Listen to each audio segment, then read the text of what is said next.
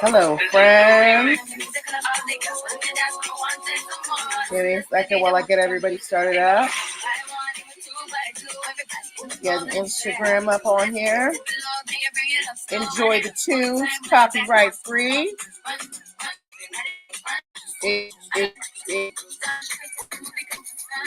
Okay. Hello. Yeah. All right, guys. Hello. Happy, what is it, Tuesday? Yesterday was Monday, yes? So, yesterday was my birthday. I turned 44. Whoop, whoop. Okay. I had a wonderful weekend, just, pouring into me. I went to the T.S. Madison show the night before my birthday to celebrate. The show was fantastic. I'm going to Miami this weekend for some events, and I'm really excited about that. I got some lovely photos taken by a aspiring photographer who wanted to showcase my beauty. So it was a great birthday, but we are back here and we are getting down to business. Let's go over real quick what we talked about last week. Well, not last week, 2 weeks ago. The stories that we talked about Angus Cloud's estate. Angus Cloud was that redheaded character from Euphoria. We talked about his estate being sued by someone claiming to be his former assistant. We talked about Bed Bath & Beyond purchasing the trademarks and brand trademarks for the Kirkland brand that you find at Costco. We talked about Tupe Fiasco, aka the 47th president, firing the top copyright officials. They are actually suing him now for that. We talked about Disney being sued by a Portland baseball team because of their series Win or Lose. The team was called the Pickles, and so is this team. We talked about Elon Musk getting denied the trademark for Robotaxi because it was too generic. And we talked about Meghan Markle, someone trying to sue her for $10 million because they followed a bath salt recipe on her special and claimed that they suffered catastrophic burns. So those were minus one, the stories that we covered last week. If you want to know any more about if those titles intrigued you, go check out the YouTube channel and you can check each of those out separately, okay? But now it's time to move forward to this week's stories, okay? So let's hop right into it. How many of y'all have ever seen an armored truck outside of a bank? You've probably seen them. Usually the ones, the brands that I see are called Brinks. But of course there are other brands out there. And there is an issue right now. Let me take this picture down so you guys can see this is an armored truck, right? So there are two companies. One is called the Armored Group and one is called Tag Dynamics, all right? Now they both make armored vehicles. The Armored Group makes armored vehicles, so the trucks that show up at the bank, and so does Tag Dynamics. Now, the Armored Group operates all over the world, including Europe, under the name Armored Group, okay? Tag Dynamics operates as Tag Dynamics, right? The Armored Group sued Tag Dynamics in the United States, claiming trademark infringement because while their legal name is the Armored Group, they say they go by the acronym TAG, T-A-G, right? Here's why they lost. While they did market themselves as TAG Armored Group, they only did that in Europe. So they did have a trademark secured in Europe for armored vehicles with the acronym TAG, okay? But they didn't have that in the United States. Remember, usually when you're filing a trademark, you're filing it within your country, so it's only good within your country. If you want to extend your trademark outside of your home country, there are applications you can file. We also have something called what's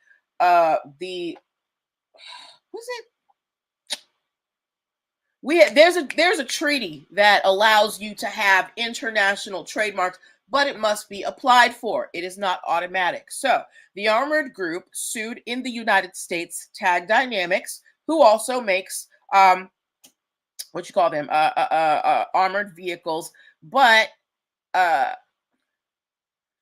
hold on one moment. I need to get to this picture, and this thing is blocking me. Is this it?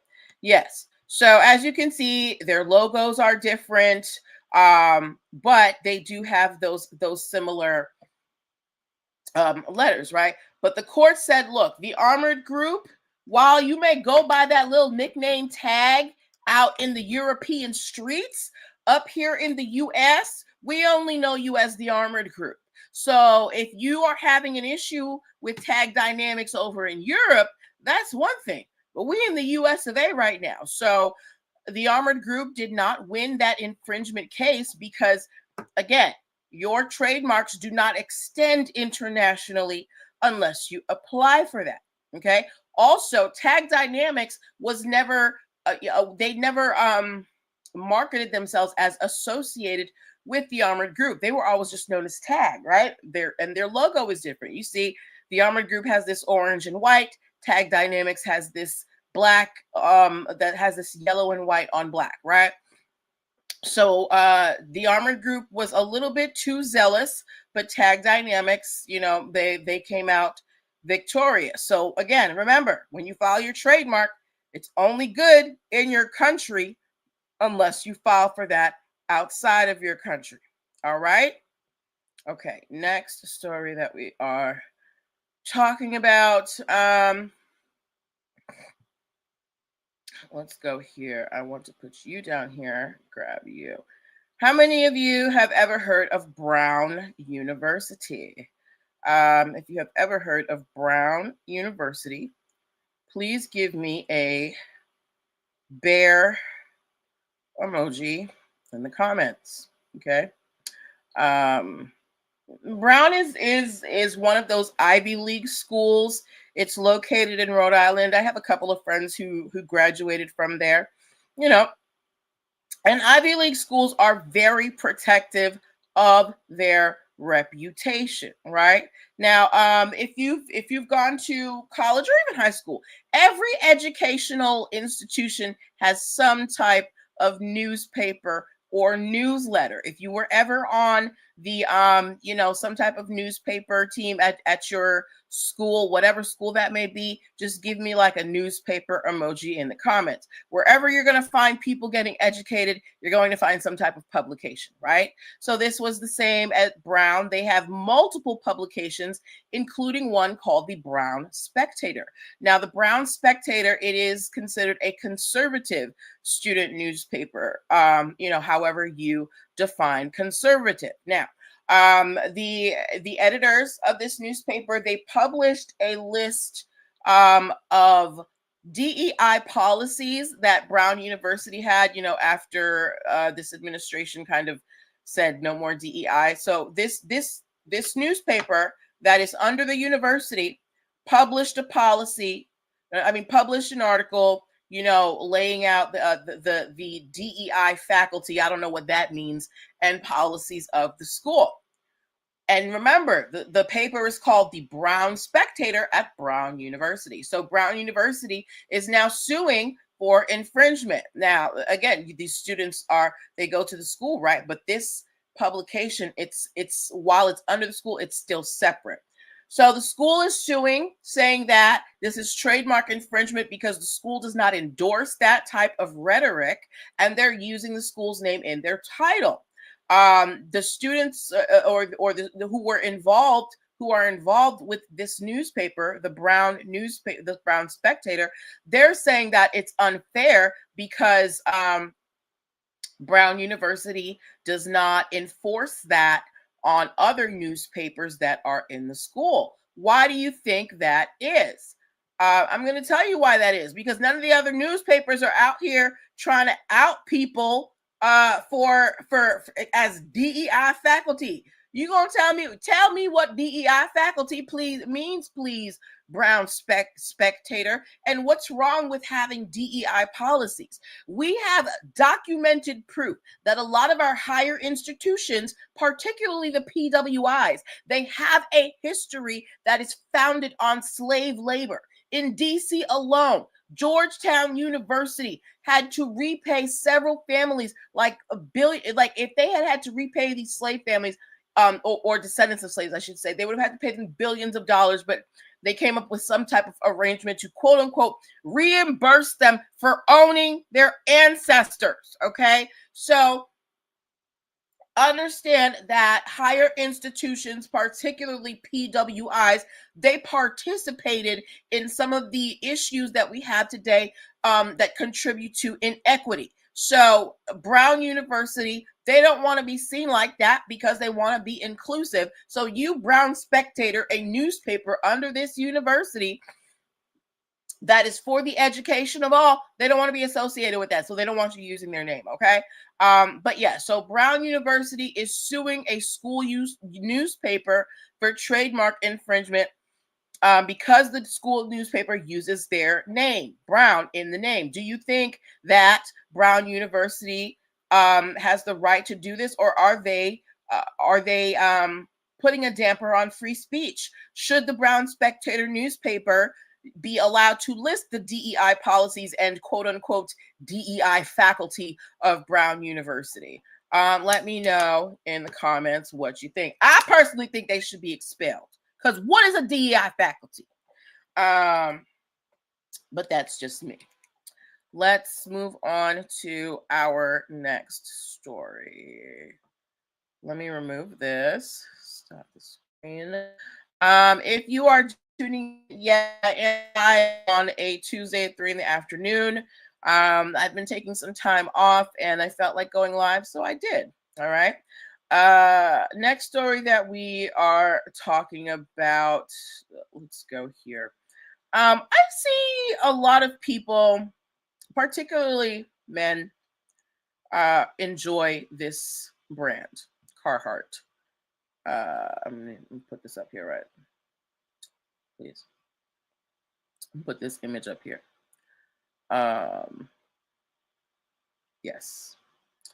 All right. So if you can see this image, you're seeing two logos. The top one says Costa. The bottom says Carhartt.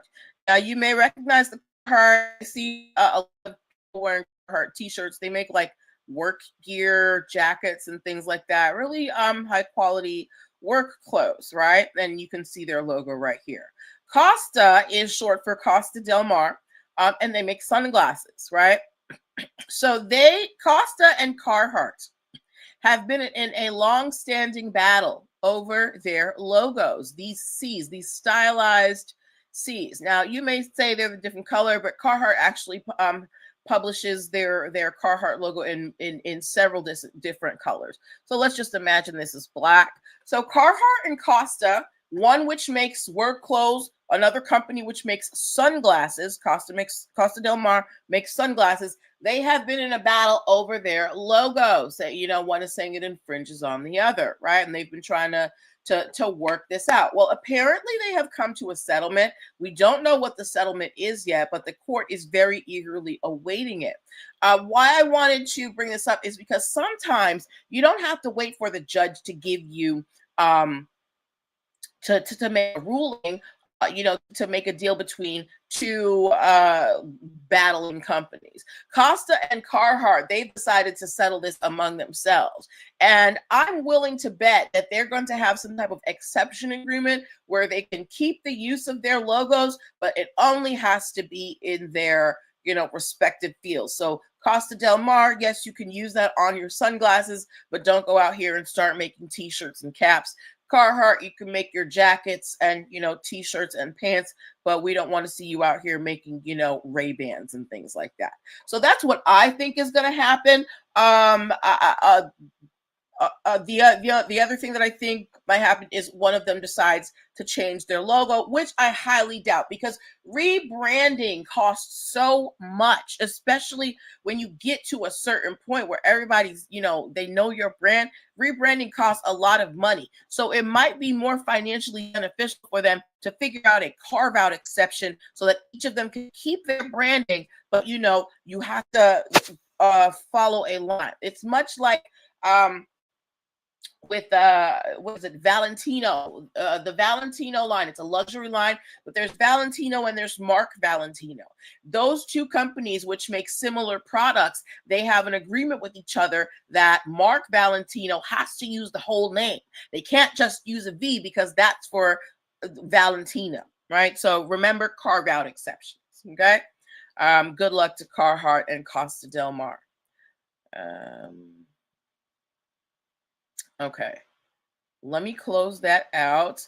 For those of you who may just be tuning in, you are watching Who's Getting Sued This Way. This week, I am your host, Natalie Pierre-Louis.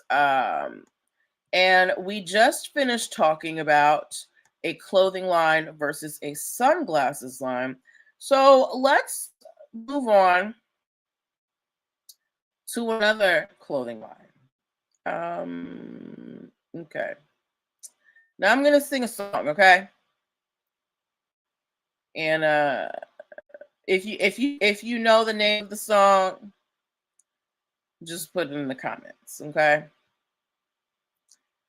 High heels on my tippies, cop me that's a ma while I ride the. Okay. If you didn't know, vêtements, it's okay. The word is pronounced vêtements, first of all. This is a French clothing line that is really popular. It's a luxury line here. I hear a lot of the hip hop girls and boys talking about it. I see a lot of your favorite celebrities wearing vêtements. So, and it costs a lot of money. So vêtements, again, a French line, they came over to the US side and they're like, hey, we're picking up steam in the US. Let's protect this name. So they filed a trademark for their clothing line called Vêtements, and they were promptly rejected by the USPTO. Why? Because Vêtements in French means clothing. So if this was translated into English, essentially this clothing line is called clothing. And why wouldn't the USPTO accept that? Because it's too generic, right? So you cannot tag things that are generic in your field, and even if it's in another language, because the USPTO assumes that most people are going to figure out how to translate it. This word vêtement, or vetements, as Americans like to pronounce it, means clothing in French. When you file a trademark application, if there's anything in the application that is in another language, they require you to translate that word so that they can see if it is, a generic word in the English language regarding that particular product. So Vêtements, the French line, is going to have to go back to the drawing board, because just because your word is in a different language doesn't mean it can't get flagged for genericness, right? So let's put it as an example. If you are a person who makes hats, right? And you want to call your line chapeau, which is the French word for hat, and you try and trademark chapeau with the USPTO for your line of hats, they're going to say no, because the name of your trademark means hats, and you can't do that. It's generic. Okay, so understand that you cannot trademark what is generic in your field. If you're a hairstylist and you create some type of tool, you're not going to be able to call it just a comb or a brush. You're going to have to really make it specific, because those things are common in your industry. So vêtements, you make clothing, you can't call your clothing line clothing. All right. Okay. So it'll be interesting to see whether they might just decide to scrap the trademark, because I highly doubt, or maybe they'll try and be more specific with Vetma. Maybe they'll give it a specific color, a specific font, things like that. So we'll see what happens with the Vetma line and their trademark in the United States. All right. Okay. If you own Vetma, anything from Vetma, give me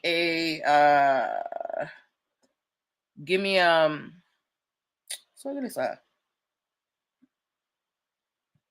Give me a V in the comments. All right. Next story we're talking about. How many y'all have ever heard of the Beastie Boys? Okay.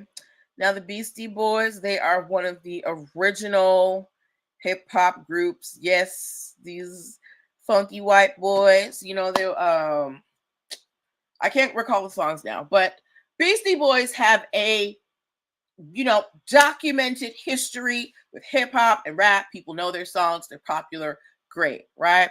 Recently, Chili's did a series of ads where they redid a Beastie Boys song called Sabotage, and they used Beastie Boy lookalikes. Let me put that. Let me see. Let me find. Is this it? No. Where my Beastie Boy look? Did I not bring it? Anyway. Okay, Beastie Boys, long history in hip hop. They have a song named Sabotage. Recently, Chili's restaurant came out with a series of ads where they used Beastie Boys lookalikes and used their song Sabotage in their social media ads. So not on TV necessarily, but if you saw anything, in your Facebook ads or while you're scrolling, they were using a Beastie Boys song. They did not have any permission. And not only did they not have permission to use the song, they used Beastie Boys lookalikes. Again, remember, they used people who looked like and dressed them like the Beastie Boys video. Okay? Again, no permission. The Beastie Boys sued them for $150,000. They have since settled. The reason now you're saying, why didn't Beastie Boys just try and have a sit down with Chili's where they could be official endorsers for Chili's restaurant? Well, here's why. One of the original members of the Beastie Boys died a few years ago, and in his will, he said that he did not want his music to be used for advertisements. Okay. And the Beastie Boys have upheld that over the years. They recently won a $1.7 million judgment against Monster for using one of their songs without permission as well. So this is why it's important for you to have your copyrights in order. This allows you to say who can use your music, even after you're dead, okay? If you get your things lined up right. So the Beastie Boys, they were like, look, we have, I don't know if you want to call it integrity, whatever you want to call it. They're like, we don't want our music being used for advertisements. And people tried to, sidestep it. And they were like, no, we're not doing it. So they have settled with Chili's, and we will see what happens to go from there. Now, do you guys think that the Beastie Boys just should have carved out a deal? It's like, look, this other guy, he's passed away. It's only two of y'all left. Why are y'all worried about what he said? What do you think? Do you think that they should have tried to work something out with Chili's to be endorsers, or did they do the right thing? Let me know in the comments. Okay.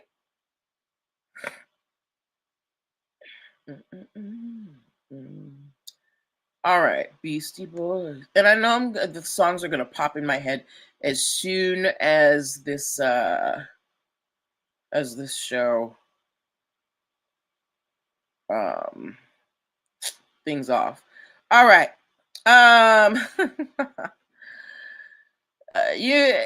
All right, we're gonna talk about our title story now. Okay. As if you saw the thumbnail for this episode, the 5 minutes I posted it before the show, you will see that this is a picture of a young Salt and Pepa. They are hip hop pioneers. They have been making since I was a child. I remember being at my cousin's house. I was like 7 or 8 years old, and she was trying to teach me the dances to like push it and whatever. So Salt-N-Pepa has been out here for a while, since the 90s. All right. Now, and they have made strides. They're only the second female hip hop act to be inducted in the Rock and Roll Hall of Fame, right? And I remember, y'all remember shoot badu, shoot badu. And their music was very, in your face and brash for the time, and very open about their sexuality for the time, right? And they've made headways for the artists that we see today. Yeah, so there is a copyright rule in music. Because most artists have to sign over their rights to get distribution from a company, there is a excuse me. There is a law that says that after 35 years, an artist can recover their copyrights. I don't know if you guys remember, a few years ago, we talked about Anita Baker. She was telling her fans, please don't stream my music because the record label will not return my rights. I have outlived my contract. It's been over 35 years. I want my copyrights back. And she urged her fans not to stream her music until she got her rights back. And I think Lil Wayne ended up helping her, and she got them back. So now she's like, y'all stream all you want, right? So same thing with Salt-N-Pepa. It's been over 35 years. They're saying that they are owed the copyrights for their music back. Now, they are saying that when they requested their copyrights back, not only did Universal Music Group refuse, they also pulled Salt-N-Pepa's music from streaming platforms. Okay.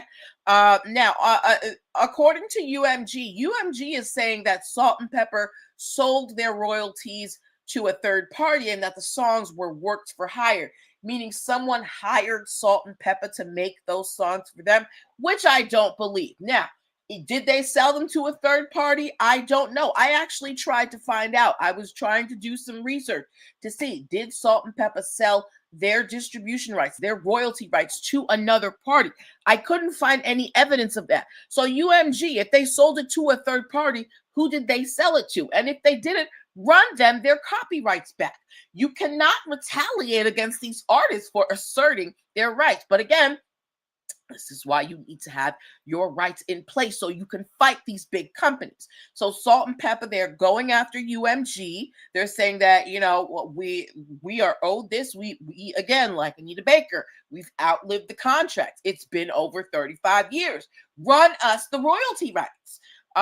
So we shall see what happens. I'm waiting to see if there's any proof that they actually sold these rights away, because you can sell your royalty rights away. But in my, again, albeit minimal search, I did not see any apparent evidence, any apparent documentation that they had sold their royalty rights. But we shall see. So while we're here, let me know what is your favorite Salt-N-Pepa song. Give me your favorite Salt-N-Pepa song in the comments, okay? It's sheet. I was listening to some Salt-N-Pepa today. It's a sheet tag, and it's so they be what it be. Look, see the be your mind up tea. Open up your eyes, baby, you'll see your sheet tag. Don't mind me, y'all. I'm just being silly, okay? Okay, this next story, it's kind of funny. It's kind of funny. Okay. And I wish my girl Nicole was here online with me, because she is an avid Chris Brown fan. She loved her some Chris Brown. She said, don't tell her nothing bad about no Chris Brown, okay? Now, we know Chris Brown just got into some trouble overseas. They let him out. Now he's on tour or something. But he's also facing a little bit of trouble over here. So there is a grown woman, not a young lady, who is a Chris Brown super fan. Okay. she says that so apparently she's a Chris Brown super fan. She's been to tons of concerts. She's posted about Chris Brown. She posts about Chris Brown all the time. And apparently she posted some stuff saying that she wanted to harm Chris Brown's dancers. Apparently Chris Brown caught wind of this and, posted the story and, was making fun of it because, Chris Brown is a jokester, right? So he posted this story. The lady, now keep in mind, this lady, she's 35 years old. She says that because Chris Brown posted that story and made fun of her, that people ridiculed her, that people thought she was trans and that she was assaulted because people thought she was trans. She says that Chris Brown knows who she is because she has been to several of his concerts and he waved at her. Okay, he pointed at her when she went to the Chris Brown concert with all them lights, with thousands of people. Chris Brown recognized her at the concerts, okay? So now she is saying that because she was ridiculed and she was assaulted because people thought she was trans, she wants Chris Brown to pay her $30 million for defamation and harassment.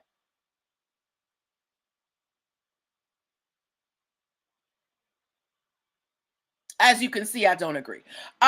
Lady, Chris Brown doesn't know you. I understand that we are in an age of parasocial relationships where you may follow someone so closely on social media because you have access to them that way that you may feel that you actually have a relationship with them. But I'm going to tell you something. You don't know these people. They don't know you. And you cannot just go around saying whatever you want. Chris Brown does not know you. Okay? Chris excuse me. And he certainly doesn't know you enough to recognize you out of a crowd of thousands who come to his concerts. I don't know. Maybe you paid the $1,000 for the meet and greet and felt like he should have recognized you because I don't know, you sat on his lap or something. But Chris Brown's barely sober at the time. But anyway, she is suing him for $30 million for defamation and harassment. And I want to know your thoughts. Should she get $1? Because I don't think she should. Ma'am, you're 35 years old. Why are you online threatening to harm people, his backup dancers? Why don't you have a life? Go find something to do. Get a hobby. But yeah. Don't be weird, guys. Parasocial relationships are weird, but don't make them crazy. Don't make them crazy. All right. Stop screen. Let's see. We have two more stories. Two more stories to go. Okay. Let me try and get this photo in here for y'all. Beautiful people. Ooh. Ooh. Ooh. All right. So this picture that I am putting up right now, this is Carnegie Hall. If you don't know what Carnegie Hall is, it is a world-renowned performance venue. People like Billie Holiday, Paul Robeson, Frank Sinatra, you name it. Anybody who's somebody in music, has probably performed at Carnegie Hall. It's kind of like the Kennedy Center here. Now, excuse me. Let me get some water. Now, Carnegie Hall is located in New York, I believe in Times Square. Carnegie Hall, it is an independent venue, doesn't have any subsidiaries, whatever, right? And there is a company called Carnegie Hospitality, okay? It is a series of diners owned by a company. And one of these, and they call the diner Carnegie Diner. This diner is diagonally across the street from Carnegie Hall. And they have no association. So Carnegie Hall is suing Carnegie Hospitality for the false association. They're saying, look, we don't have a restaurant. We are a performance venue. So please take your burgers and your wings and your soup of the day and remove our name. Now, the owner of Carnegie Hospitality is saying that, he's doing it in homage to Carnegie Hall, and he just loves it. But no, it is a trademark name. You can't just do that. And now he might have some standing because Carnegie Hall doesn't deal in food. But the fact that you have a location that is located diagonally across the street from Carnegie Hall is most likely to create a false association between you and this world-renowned performance venue. So Carnegie Hall is trying to shut it down. He's trying to shut down studio, and say, look, we don't do diner, okay? We are Carnegie Hall. We are classy. We ain't doing your greasy burgers. So we will see what happens between Carnegie Hall and Carnegie Hospitality, because again, they're two different industries. One is a performance venue, one is a restaurant, right? But there is a closeness in distance, and Carnegie Hall, the name, over time, it has gained significance, right? So if you tell somebody you're performing at Carnegie Hall, they're like, oh, you somebody, right? Should Carnegie Diner have to change their name? Should they change their name, or should they be allowed to keep it? Let me know your thoughts in the comments, okay? Okay. Let me take this down. And so our last story of the evening, I forgot to download a photo, but it's okay. I'll put it up when I split it up, okay? So it's another Eagles story. So the Eagles, this is their year. I guess, were the Eagles not good before this? I don't know. I don't really follow football like that. Anyway, so Eagles are doing good. They won the Super Bowl. And of course, people are going to try and capitalize upon that. Apparently, there is something. There's something called the tush. You know what? I'm not going to talk about this because I don't really know what I'm talking about. So we're going to leave it at that. I don't understand what's happening in this football arena, so I'm going to let the professionals handle that. But yes, those were the stories that I wanted to share with you today. We talked about the armored cars. We talked about Brown University. We talked about the Carhartt clothing company versus the Costa Del Mar sunglasses company. We talked about the Beastie Boys suing Chili's. We talked about I'm sorry, the story about Vetma. They're not French. They are a Swiss company. Yes, that is a correction. We talked about the brand Vetma not being able to trademark their name because it means clothing. It's too generic. We talked about Carnegie Hall versus the Carnegie Diner. We talked about Chris Brown being sued by a Superfan. And we talked about Salt and Pepper suing UMG for pulling their music and not returning their copyrights, okay? So those were the stories that I wanted to share with you. If you want the details, if you missed anything, I will be splitting them up. And yeah, so that's where I'm going to leave you. If you have any comments, anything, put them in the comments. If there are any stories that you want me to cover next time, please send them to my inbox. I love it when y'all do that. But this is where I shall leave you. Have a wonderful evening and good afternoon. Bye.